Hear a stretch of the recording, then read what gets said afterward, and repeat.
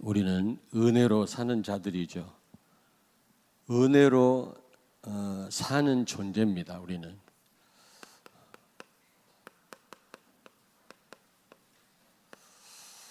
그래서 우리는 날마다 하나님의 은혜를 구해야 되겠죠. 하나님이 은혜 주시면 되거든요. 저는 그런 생각을 해봤어요. 다른 사람 바라볼 필요 없이 나를 한번 생각해 보면 내가 이 자리에 있게 된 거 제가 계획한 것도 아니고 결심해서 된 것도 아니고요. 순전히 하나님의 은혜였습니다. 그렇다면 아무리 이상한 사람도 하나님 은혜 주시면 되잖아요. 그래서 저는 걱정할 것도 없고 염려할 것도 없고 하나님의 은혜에 맡깁니다. 이 말은 무슨 말이냐? 다른 말로 말하면 예수가 그리스도다.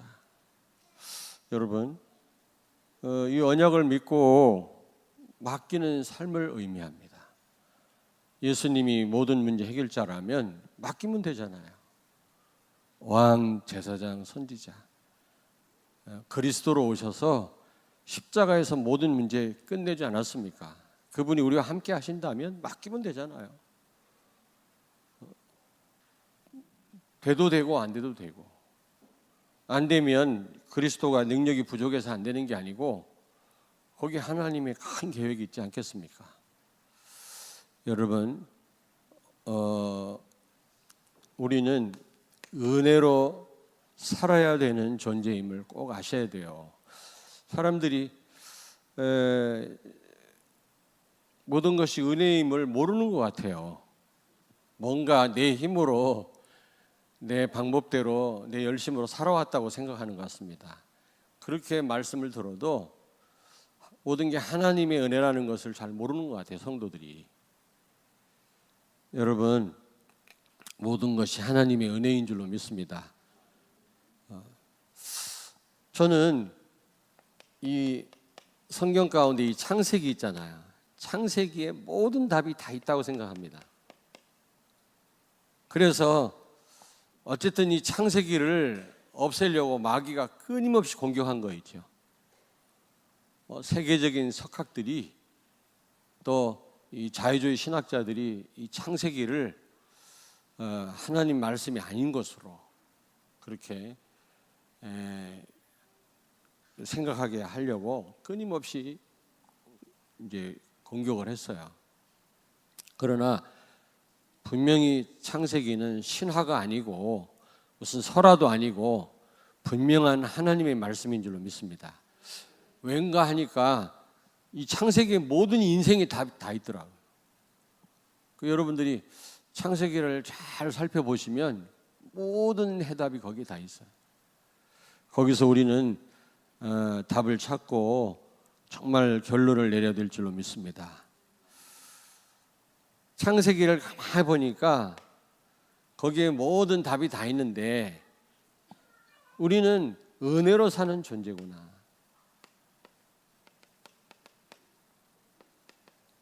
저는 이 답을 얻은 거 있죠. 은혜로 사는 존재다. 뗄래야 뗄 수 없는 관계다. 하나님의 은혜가 없이는 단 1초도 살 수 없는 존재가 우리 인간이다. 그런 부분을 저는 발견을 했거든요. 그래서 바울은 고린도전서 15장 10절에 뭐라고 고백합니까? 내가 구원받은 것, 무엇보다도 사도가 된 것, 하나님의 은혜다. 그런데 그것뿐만 아니라 모든 것이 하나님의 은혜라는 겁니다. 나의 나 된 것은 하나님의 은혜로라. 여러분, 우리는 하나님의 은혜로만 사는 존재임을 꼭 여러분 기억하시길 바랍니다. 은혜 없이는 살 수 없는 존재임을 아셔야 돼요. 창세기에 나온다니까. 그냥 무조건 모든 게 은혜다 그 말이 아니라 분명히 오늘 창세기에서 모든 게 은혜라는 것을 우리에게 가르쳐주고 있습니다. 첫째로 우리는 은혜 없이는 살 수 없는 존재입니다. 왜냐?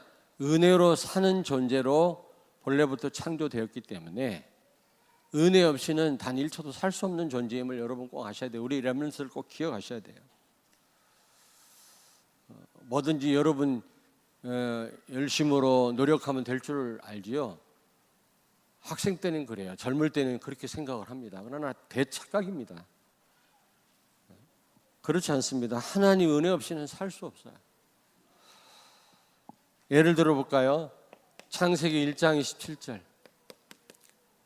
하나님의 형상대로 사람을 지으시되 남자와 여자를 지었다고 그랬잖아요. 이 말이 무슨 말입니까? 고린도후서 4장 4절. 하나님의 형상은 곧 예수 그리스도입니다. 모양이 아닙니다. 하나님은 모양이 없어요. 이미지 오브 갓이 뭐냐?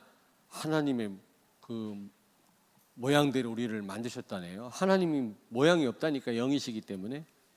여기서 형상이란 말은 곧 예수 그리스도를 가리킵니다. 우리는 본래 예수로 사는 그런 존재로 하나님이 만드셨다니까. 다시 말하면 임마누엘, 하나님과 함께 살아야만 살 수 있는 존재로 우리를 지으셨단 말이에요. 임마누엘이 바로 예수님 이름 아닙니까? 똑같은 말이에요. 예수로 사는 자들.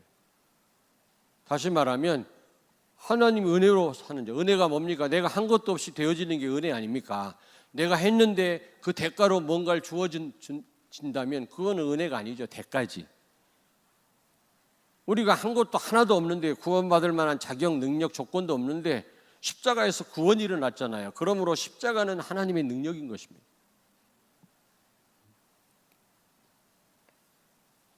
예수로 사는 자들, 다시 말하면 하나님으로 사는 자들이란 말이거든요. 그 말은 다시 바꿔 말하면 은혜로 사는 자들로 우리를 만드셨다고. 뗄래야 뗄 수 없다니까. 은혜하고 창세기 2장 7절. 우리에게 생기를 불어넣으셨다 그랬잖아요. 성령을 가리킵니다. 흙으로 우리를 만드시고 생기를 불어넣으니 비로소 온전한 사람이 된 겁니다. 생명이 되었더라 그랬죠. 성령이 우리와 함께 하지 않으면, 하나님이 다시 말하면 돕지 아니하시면, 그리스도를 통해서 오신 성령이 아니면 우리는 단 1초도 살 수 없는 존재임을 기억해라. 그런데도 우리는 수없이 많은 시간을 성령의 인도 안 받거든요. 하나님 도움 없이도 살 수 있다고 착각을 합니다. 천만의 말씀이에요. 생기를 불어넣기 전에는 온전한 인간이 아니었다니까. 죽은 존재였다니까요. 비로소 생명이 되었더라. 하나님이 함께 할 때 우리는 승리할 수 있는 줄로 믿습니다. 창세기 2장 16절 17절. 여러분 선악과 테스트를 하셨잖아요. 하시기 전에 뭐라고 그랬다고 그랬죠?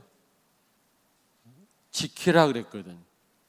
하나님이 주신 축복을 우리가 지키려면 말씀 따라 살아야 된다고 그랬어요. 말씀과 멀어지면 어떻게 돼요? 흑암의 공격을 받습니다. 다 놓치게 됩니다. 그 아프리카 셀렌게티 여러분 가보셨나요? 저는 가봤습니다만은 여기 가니까 사자가 얼룩말을 공격하잖아요.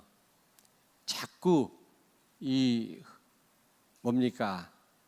그 얼룩말을 그 무리에서 이탈하도록 그렇게 하더라고요. 새끼가 어미로부터 떨어지도록. 그런 다음에 새끼를 공격하더라고요.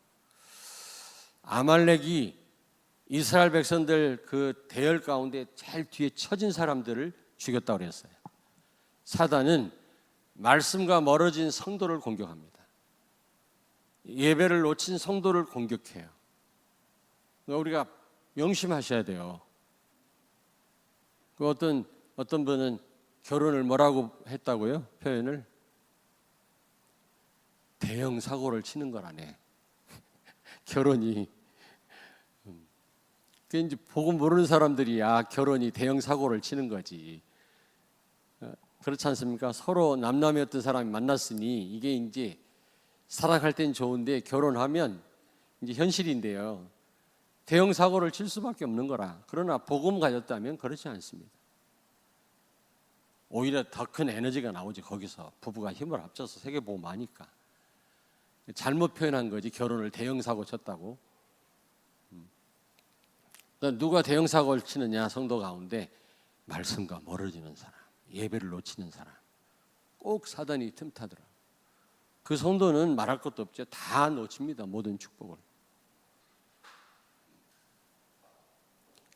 근데 이 선악과 테스트 무슨 말입니까? 우리는 하나님의 말씀으로 사는 존재다. 말씀으로 사는 존재란 말은 말씀이 우리를 이끌어 가시는 거거든요. 우리에게 지혜를 주시고 흑암에 속지 않도록 우리를 안내해 주시고 말씀을 통해서 또 성령이 역사하시고, 저는 지금 굉장한 성경의 다양성을 설명하는 겁니다. 성령 충만을 한 가지로만 말하고 있지 않습니다. 여러 가지로 성경은 표현하고 있거든요. 이 다양성을 아셔야 돼요. 은혜로 사는 자다.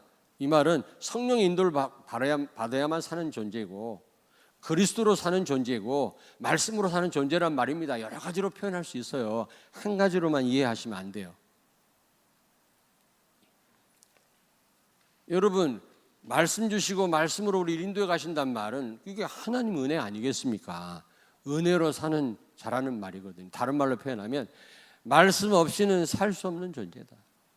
여러분, 이 말씀은 생명처럼 붙잡아야 돼요. 왜냐? 뗄래야 뗄 수가 없다니까. 은혜 없이 살 수 없다는 말은 말씀 없이는 우리 살 수 없는 존재라는 거죠.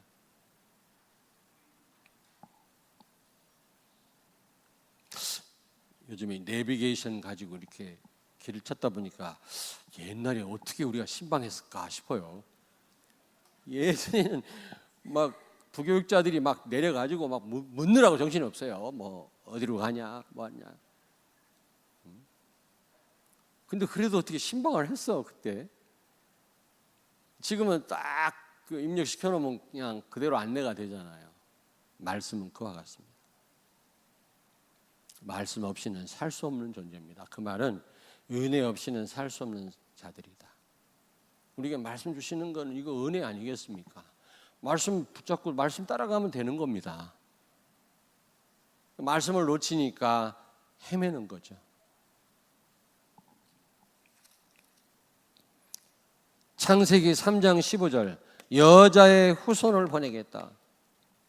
은혜 언약이라고 그랬죠. 선악과 테스트, 이걸 행위 언약이라고 그래요. 여기 인간이 실패했잖아요. 그래서 하나님이 은혜 언약을 주셨어요. 여자의 후손을 보내겠다. 이 말은 무슨 말입니까? 내가 너희를 돕겠다. 네 힘으로는 안 되니까 내가 함께 하겠다, 그 말이에요. 그리스도를 보내서 그리스도께서 모든 문제 해결하고 너희는 단지 믿기만 하라는 겁니다. 우리는 믿기만 하면 된다니까. 하나님의 은혜를 구하면 되고, 예수가 그리스도라고 하는 언약 붙잡고 믿기만 하면 돼요. 역사는 하나님이 하시는 겁니다. 근데 우리는 이 은혜를 망각하죠. 수없이 망각해요. 내가 하면 되는 줄 알아요. 나중에 이제 실패한 끝에 이제 그때서 이제 하나님의 은혜였구나. 그때 깨달으면 안 되잖아요. 지금 깨달아야지. 그리스도로 사는 자, 말씀으로 사는 자, 성령의 인도를 받아야만 사는 자, 이 말은 은혜 없이는 단 1초도 살 수 없는 자라는 겁니다. 우리 존재가 그래요. 아시겠습니까? 오늘 명심하는 여러분 되길 바랍니다. 두 번째로, 근데 많은 사람들이 은혜를 망각합니다. 은혜를 잃어버려요. 이게 문제죠. 은혜 없이는 살 수 없는 우리 인생인데 우리는 수없이 하나님 은혜를 망가요. 그래서 한계가 오고 우리는 흑암에게 속고 우리는 실패하는 것입니다. 우리 사랑하는 성도님들은 오늘 이후로 하나님의 은혜를 망각하지 않기를 바랍니다. 모든 게 하나님 은혜인데 그 망각하고 뭔가 또 내가 하려고 하다가 또 실패하지 마시라고요. 창세기 3장 5절 너는 하나님 같이 될 거다.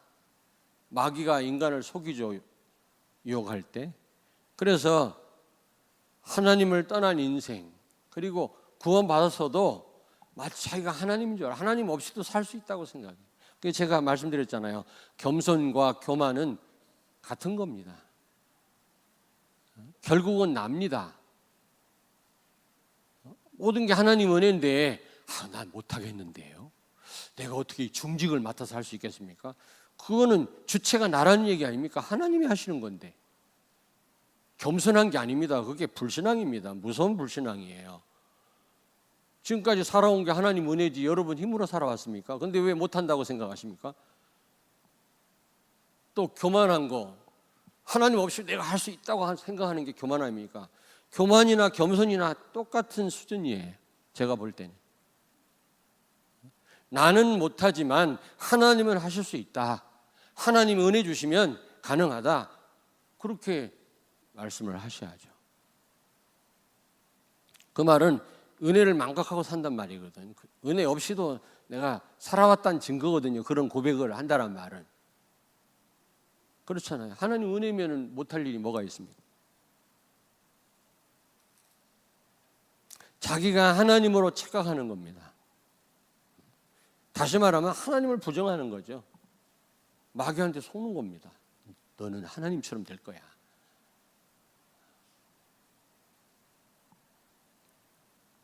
그래서 그 결과가 어떻게 됐습니까? 결국에는 하나님 말씀 불순종하고 선악과 따먹고 저주받았잖아요.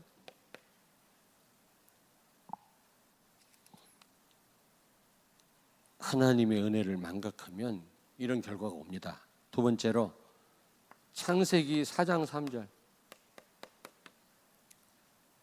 가인과 아벨이 똑같이 예배를 드렸지만 아벨은 양의 피를 뿌렸다고 그랬잖아요. 그때는 육식을 할 때가 아닙니다. 노아 홍수 이전이기 때문에. 근데 양을 왜 키웠냐? 양을 왜 키웠을까요? 제사용으로 피를 뿌리려고. 다시 말하면 그리스도를 바라보며 의지하며 예배드리면 예배 성공합니다. 그렇지 않습니까?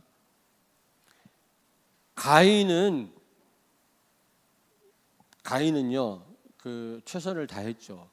정성을 다했습니다. 불신자들도 왜 산에 가서 빌 때 정성을 다하자 목욕제기하고 똑같이 했어요. 근데 자기 방법과 노력으로 한 거 있죠. 가인은 실컷 예배드리고 살인하고 망했어요. 여러분 예배도 그렇습니다. 예배도 정말 우리가 그리스도를 바라보고 그리스도를 높이고 하나님의 은혜를 구하면서 예배를 드려야지 성공하지. 내가 지극정성을 다한다고 해서 예배 성공할 수 있는 게 아니잖아요. 여러분 오늘 하나님의 은혜를 구하신 여러분 되길 바랍니다. 예수가 그리스도 이 언약 붙잡고 예배 드리시고요. 모든 걸 주님께 맡기는 오늘 예배 시간 되길 바랍니다. 하나님이 예배 시간을 통해서 모든 걸 다 회복하실 것입니다. 창세기 6장 2절 노아 시대 때 사람들 결혼을 어떻게 했어요? 특별히 언약의 백성까지도 언약 하나님의 아들들이란 말은 언약 가진 남자들이란 말이거든. 천사라고 해석하는 신학자도 있는데 천사는 결혼 못합니다. 여기서 하나님의 아들들이란 말은 사람의 딸들을 아내로 맞이했다고 했는데 언약을 가진 남자들이 하나님의 은혜를 구하고 결혼을 해야 되는데 기도하고 하나님의 인도를 받고 결혼을 해야 돼요. 잘 들으세요 우리 렘넌트들. 그런데 자기가 좋아하는 여자들을 아내로 취했다 그랬어요. 예쁜 여자들을. 그러니까 어떻게 됐어요? 노아 시대 때 홍수 심판을 받았지. 죄악이 관영하였다 그랬어요, 여러분. 여러분, 결혼도 하나님의 여러분 은혜로 돼야 될 줄로 믿습니다. 결혼도 육신적으로 막 좋다고만 그런 사람도 있어요. 그렇게 얘기를 해도요, 다 필요 없어. 그렇게 나한테 와가지고 목사님이 주례를 하셔야 됩니다. 목사님 안 하시면 안 됩니다. 막 약속 이렇게 막 앞뒤로 해놓고 안 믿는 남자하고 결혼하면서 복음도 모르는 사람하고 결혼하면서 나한테 안 찾아와. 그래놓고 나중에 힘들어해. 진짜 그런 사람도 여럿 있습니다. 미안해서 전화도 못해 나한테. 주례 누구한테 할 거야?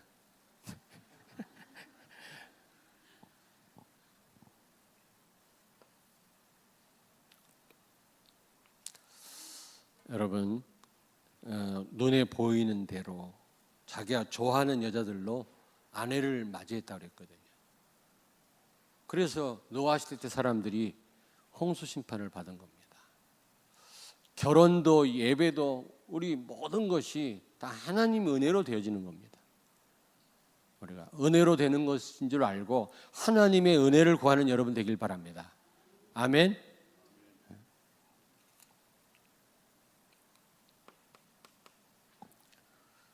창세기 11장 4절. 창세기 이런 뭡니까? 이런 예를 얼마든지 들 수 있지만 몇 가지만 드는 겁니다. 바벨탑이 왜 무너졌어요? 성공이라는 말로 표현할 수도 있지만 노아 홍수 심판으로 다 멸망당했잖아요. 그걸 알고 있는 후대의 많은 사람들이 이런 홍수 심판을 피하기 위해서 높은 탑을 쌓은 겁니다. 하나님 분명히 말씀했어요. 다시는 홍수로 심판하지 않겠다 말씀해서 그 말씀을 믿어야 될 거 아닙니까? 가인이 아벨을 죽이고 나니까 막 두려움이 생기거든요. 자기 동생이 비참하게 죽는 걸 자기가 봤거든. 그러니까 살인한 사람은 살인은 해도 자기 죽는 건 되게 두려워한다네. 다른 사람 죽이는 건 우습게 죽여도 자기 죽는 건 두려워한대요. 그게 살인한 사람의 특징이라네. 그러니까 가인이 두려움 속에 빠지니까 하나님이 그 누구도 너를 해치지 못하도록 표시를 했다고 그랬어요. 표시. 가인에게 표시를 했다니. 그게 뭔지는 모르겠어요. 그게 무슨 표시인지는 모르겠어요. 하나님이 너를 누가 해치지 못하도록 내가 보장한다. 그럼 믿으면 되잖아요. 하나님이 그렇게 보호하시겠다고 약속했으면 믿으면 돼. 그 약속을 믿으면 되는데 막 칼을 만들고 사람을 죽이고 기계를 만들고 가인의 후손들이 그랬잖아요. 하나님의 약속을 못 믿은 거예요. 그리스도면 끝인데 우리는 자꾸 다른 방법을 만들어냅니다. 고민해내고 염려하고. 가인의 후손들이 막 기계를 발명하고 칼을 만들고 살인하고 일부 다처주의. 라멕이라는 사람은 와이프를 2명을 얻었잖아요. 일부 다처의 시조가 라멕이라, 가인의 후손이라. 왜 2 여자를 얻었는지 아십니까? 애를 많이 낳아가지고 자기를 보호하려고. 그때는 무법 천지니까 애를 많이 낳고 아들을 많이 낳아야만 안전하거든요. 그리고 칼을 만들고 사람을 죽이고 자기 그 와이프들 앞에서 막 노래를 불렀잖아요. 이걸 검의 노래라고 그래요. 검의 노래. 하나님이 절대로 물로 멸망시키지 않겠다고 약속해서 그럼 약속 믿으면 됩니다. 그런데 또 홍수 심판 같은 그런 심판을 받을까 봐 탑을 높이 산 거 있죠. 왜? 비가 오면 도망가려고 위로. 하나님의 은혜에 맡기고 하나님의 약속을 믿으면 될 낀데 말씀 따라가면 될 건데 그걸 무시한 거예요. 부정한 거죠. 못 믿는 거야. 뭔가 내 힘으로 해야 돼. 내가 열심히 하면 되는 줄 알아요. 결국 남는 거 없습니다, 여러분. 여호와께서 집을 세우지 않으면 집을 세우는 자가 헛되고 여호와께서 지키지 아니하시면 지키는 자가 헛되다 그래요. 파수꾼의 경성함이 허사로다. 시편 127편 1절의 말씀에 하나님의 은혜를 구하시고 예수가 그리스도라는 이 언약을 붙들고 다 맡기시길 바랍니다. 전 다 맡겼어요. 정말 맡겼습니다. 걱정할 거 이만큼도 없어요. 진짜입니다. 예전엔 잘 안 됐거든요. 지금은 그렇습니다. 어떤 일도. 그러면 아무것도 안 해도 되냐? 하나님 은혜로 다 되는 거라면 나는 가만히 있어도 되냐? 공부 안 해도 되냐? 그 말은 아니에요. 복음도 없는 어떤 성도가 그냥 새벽에 나와서 기도를 그렇게 했다니, 무슨 기도를 하냐 물어봤더니 복권 당첨되도록 주여 복권이 당첨되게 해주셔서 주의를 위해서 헌신할 수 있게 다. 아주 이유는 또 그럴듯해요. 그런데 한 오랫동안 기도하는데 하나님이 어느 날 그렇게 말씀하셨다니, 하도 기도를 하니까 내가 응답은 해야 되겠는데 복권을 좀 많이 사라. 그러면서 기도해라. 그랬다니 하나님이. 달랑달랑 몇 장씩 사가지고 그걸 놓고 그냥 주여 복권 좀 많이 사면서 기도를 해라. 하나님이 그러셨다는 거예요. 무슨 말인지 아시겠습니까? 모든 게 은혜라고 해서 가만히 있으면 안 된다 그 말이거든. 알아듣기를 바랍니다.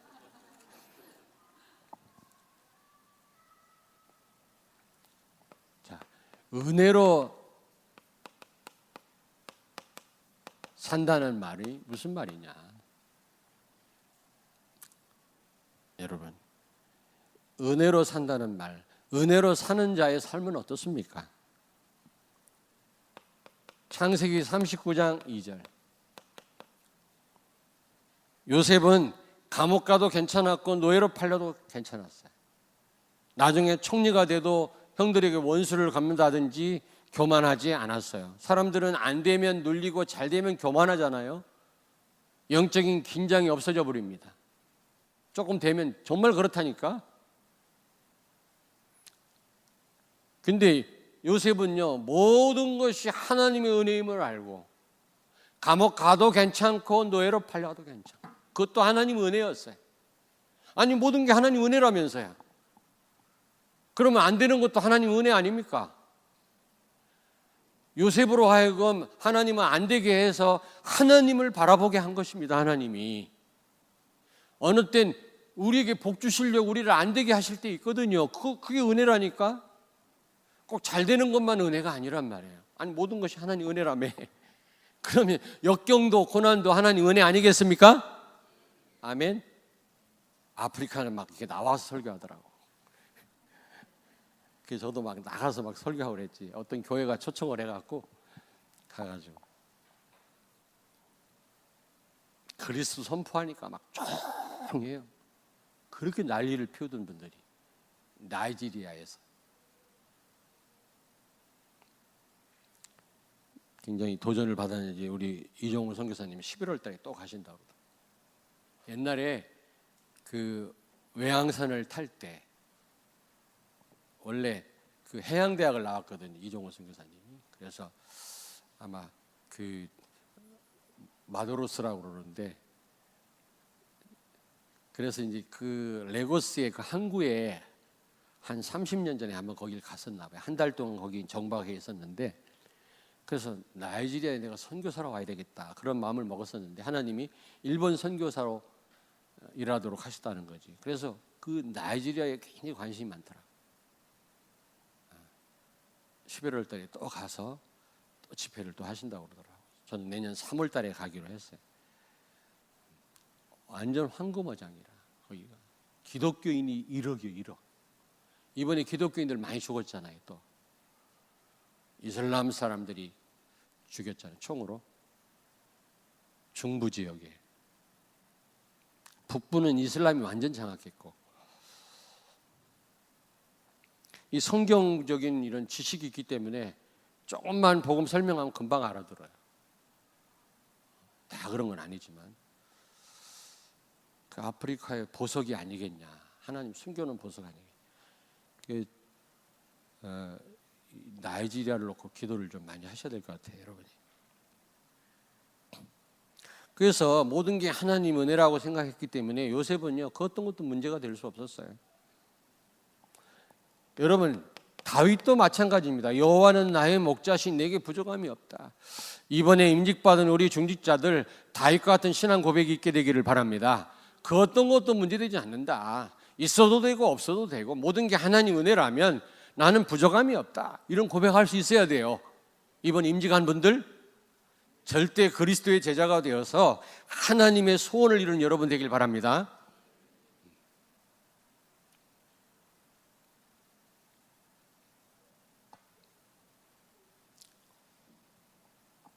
정말 모든 것이 하나님의 은혜임을 아는 자는 부족함을 몰라요. 있어도 되고 없어도 되는 거예요. 요셉은 어려움 당해도 그것도 하나님 은혜라고 생각했기 때문에 문제가 안 됐어요. 다 은혜라면서요. 예수가 그리스도 모든 문제 해결하신 그분이 나와 지금 함께 계시다면 그 어떤 것도 문제 안 되잖아요. 안 그렇습니까? 돼도 괜찮고 안 돼도 괜찮고. 이런 중직자들이 되길 바랍니다. 이런 렘넌트가 되길 바랍니다. 그래야 세상을 살릴 수 있어요.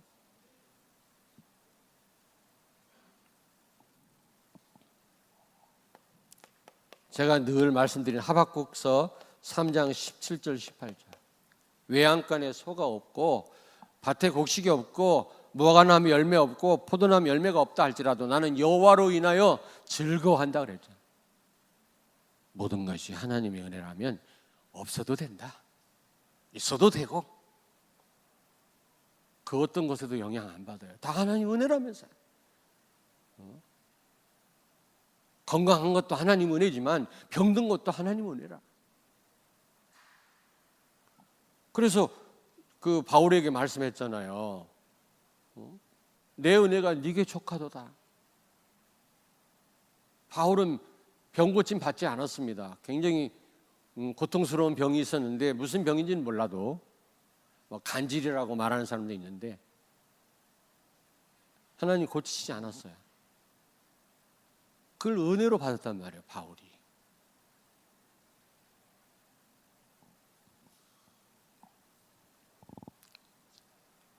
빌립보서 4장 11절 13절.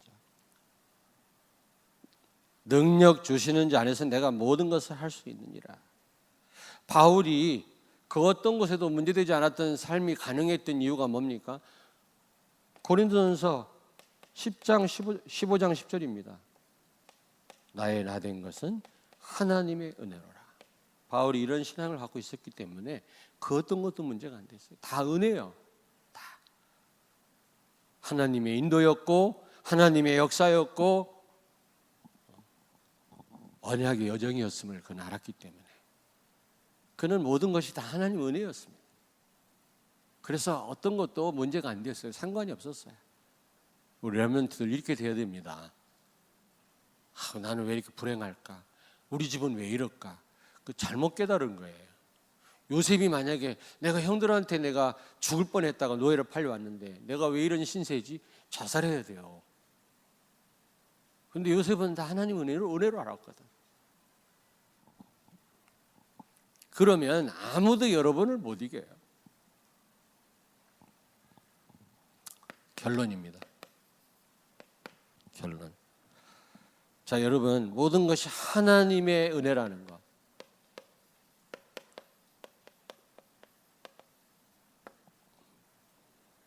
여러분, 알아야 될 줄로 믿습니다.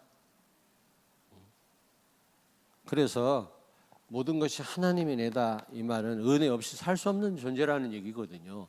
다시 말하면 말씀 없이는 살 수 없는 존재임을 아셔야 돼요. 말씀을 즐거워해야 돼요.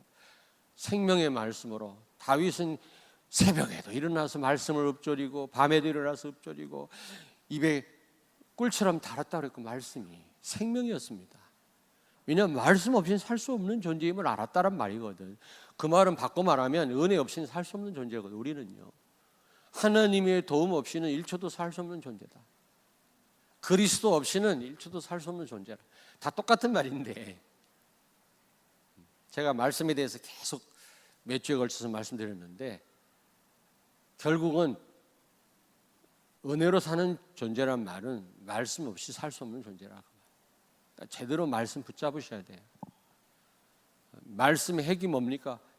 예수는 그리스도다. 이 언약 붙잡고 다 맡기세요. 다 맡기세요. 다 맡기시라니까. 그걸 바로 바꿔 말하면 은혜로 사는 자들이다. 하나님 은혜에 맡기는 자다. 그렇게 또 바꿔서 말할 수 있습니다.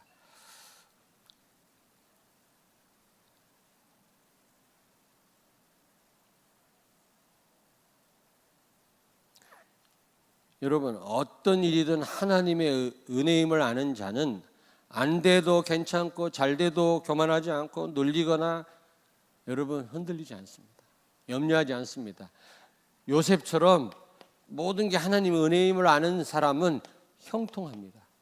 형통이란 말은 모든 게 잘 된단 말이 아니라 그 어떤 것도 문제가 안 된다. 그 어떤 것도.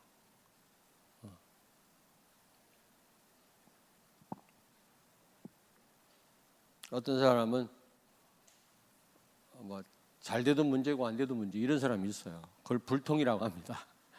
불통. 제가 수요일 날 말씀드렸잖아요. 어떤 목사님, 큰 교회 목사님인데 차를 티코 같은 걸 타고 다녀요. 프라이드 같은 거. 교인들이 엄청 은혜 받습니다. 우리 목사님이 검소하다나? 왜 그런 고생을 하나? 개척 당시는 저는 봉고 끌고 다녔고요. 그래서 호텔에서 쫓겨났어요. 봉고 끌고 왔다고. 그러나 그럴 필요 없잖아요. 지금은. 그게 기준입니까? 어떤 목사님은 큰 교회 담임 목사님인데 흰 고무신 신고 다니다가 교인들이 은혜 받아. 그게 문제입니까? 여러분, 복음 없으면 검소해도 문제고 사치해도 문제예요. 복음이 있으면 이래도 괜찮고 저래도 괜찮아요. 지나치면 안 되지만 물론. 그렇잖아요?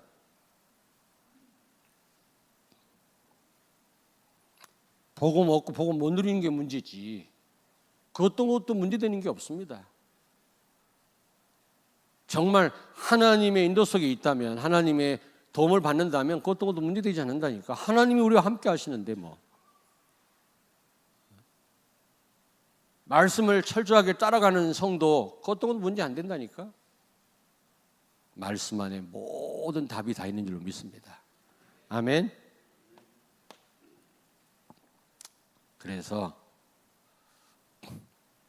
바울은 고린도전서 15장 10절에 모든 게 은혜라고 하면서도 그 어떤 사도보다 자기는 수고했다고 그랬거든요. 왜요? 받은 바 은혜를 헛되지 않게 하기 위해서. 하나님이 은혜를 주신 거 헛되지 않게 하기 위해서 한편으로 그는 최선을 다했더래요. 아까도 제가 우스갯소리로 얘기했지만 복권 당첨에 되게 해달라고 기도하면서 복권을 달랑 매주에 한 장씩만 산다.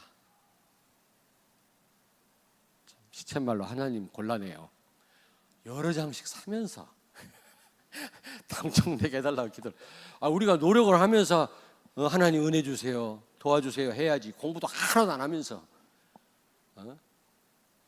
시험장에 가서 주여 저에게 은혜를 주옵소서. 예수는 그리스도입니다. 불가능이 없습니다. 주님 도우시면 될 줄로 믿습니다.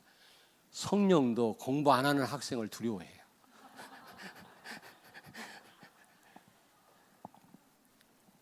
무슨 얘기인지 아시겠어요? 네. 여러분이 바울처럼 열심히 하면서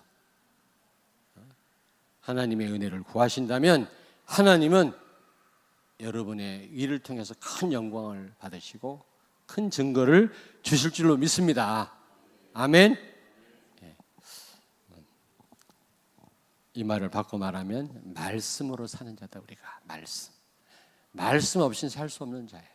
그리스도 없이는 살 수 없는 자요. 성령 없이는 살 수 없는 자예요. 인도 없이는. 다 똑같은 말이에요. 하나님의 도움 없이는 살 수 없는 존재로 우리를 아예 처음부터 그렇게 지으셨어요.